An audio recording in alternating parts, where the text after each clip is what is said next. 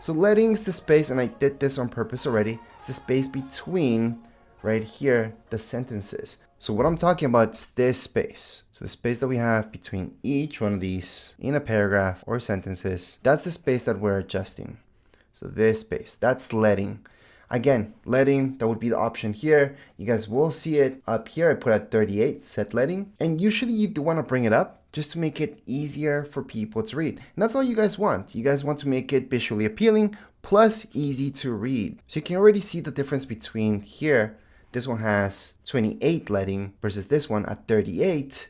38 is already a little bit better. It might be a little bit too much, that's true, but it actually makes it easier to read than this. This makes it seem too tight. And sometimes, yes, at your job, you might have to adjust your leading just to fit in the text that they want you to do. However, keep in mind that if they give you too much text, sometimes you could talk to your boss and tell them, hey, can we minimize this just to make it fit better? Or for people to just to digest this a little bit better, just read it more fluent. But those are the three basic things that you guys should know: kerning, tracking, and leading when it comes down to typography. Obviously, there's more options right here you guys can get into, such as baseline shift, vertical scale, and all that stuff. Well, vertical scale, I wouldn't mess around with that too much. You might want to do that again when you come down to titles. We can get into that a little bit later on, especially when we go into InDesign. We're going to take a look at even more typography there. But anyways, let's just move on to color theory. And again, we're going to go throughout the most simple things. We're taking a look at RGB versus CMYK. So RGB is the type of document that I have this on at the moment. And I'm going to show you that up here. You guys see this? RGB and CMYK. So I created two different files. So this one's CMYK, this one's RGB. And what are these? Well, right here, RGB is a color mode you guys want to design if it's something made for screens. So anything made for screens, whether it's TV, your tablet, your phones, computers, websites, will be done in RGB. So if you guys go into Illustrator, you guys go into new, and you start off with something, you should know what you're working on. So from here, you guys can go right away into web. And if you click on web, right away, your color mode will automatically go into RGB color. And a lot of other things will change as well, such as this. Everything's going to be measured in pixels and so on. Whereas if you go into print, you will notice that it's going to change your color mode to CMYK. Plus, it's no longer going to be in pixels, but points. So here we go. Even the scale of things would be read differently. So why does this matter?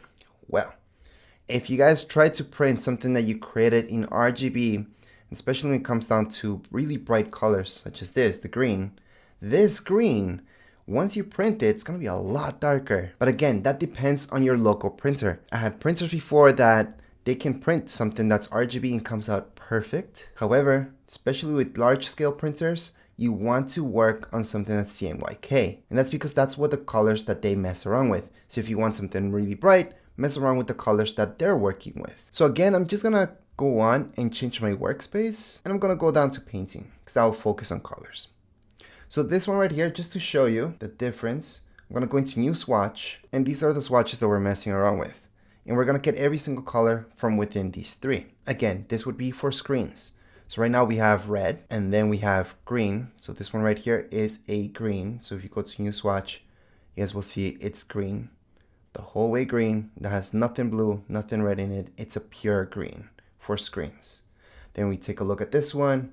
Take a look in the swatch, which we don't have to do that every time. But anyways, it has only blue, and red and green, it has 0. And this is the code for it. Now, if I wanted to change this into red, I can just bring it down to 0, bring up the red, and there we go. It's a pure red. Let me just bring it back into blue, press OK. And that's RGB, red, green, and blue. So again, this would be for anything that has to do with a screen. And if you want to print, well, depends on your local printer. Now, if you guys want to make something that's for printing, so a magazine or anything that has to do with printing, well, you guys want to work with CMYK colors, so you would start off document with CMYK colors. So if you go into swatches this time, it's gonna be different. So new swatch, you're gonna have these options. So as you guys can see, cyan, magenta, yellow, and yeah, black. Those are your options right here. So this is a pure cyan. The next one would be a pure magenta. So if you take it down, we can go into the next color, which is a pure yellow. Take it down to 0, we can go to pure black. So once again, those are the colors that the printers actually have on their printing machines in order to make all the colors that you guys want to make. So from within these colors, we can make any other colors. So if we bring this down a little bit, we bring this up like that, like so, you can go on and make any other colors, as you guys can see. So if we bring that up, we take this down a lot. Well, if we take down the black, we can see a little bit more of the colors. So here we go. If we can mess around with and make any color that we need in order to print. Now, once again, once we get into InDesign, I'm gonna talk about a little bit more about process colors and spot colors. Spot colors, and there's some colors that you guys can only get with a certain code, but these are your basics. In other swatches, you don't need to make the colors yourselves. Yes, you guys can go into swatches and just click on the one that you want. And if you go into new swatch, it should tell you how this color was made.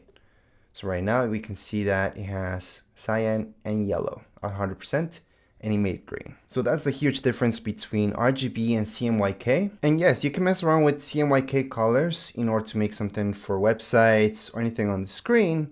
However, when it comes down to RGB, you usually don't want to mess around with this, printing this stuff out. Just because when you're printing, you're not gonna get the exact same thing that you're seeing on the screen. Whereas CMYK, if you just did this by mistake, you created something that's just for online and you're messing around with CMYK colors, it's not a big deal because you're still gonna see what you see on the screen. So generally speaking, if you're making something for a portfolio piece and you want to print it and make it look good, but also make it look good on the screen, I would suggest going to CMYK and just working with those colors right there. However, again, RGB, usually you get these really bright colors that you can only get on screens. Anyways, this episode's pretty short because I just want to show you the basics before we keep going into more stuff that's a little bit more advanced. So hopefully this will help you out at learning which type of file you guys want to start off with, plus getting you a little bit more into typography. And that would be it for today's episode. If you guys have any comments, questions, you guys can write down here in the comments area. Don't forget to subscribe and like. Thank you.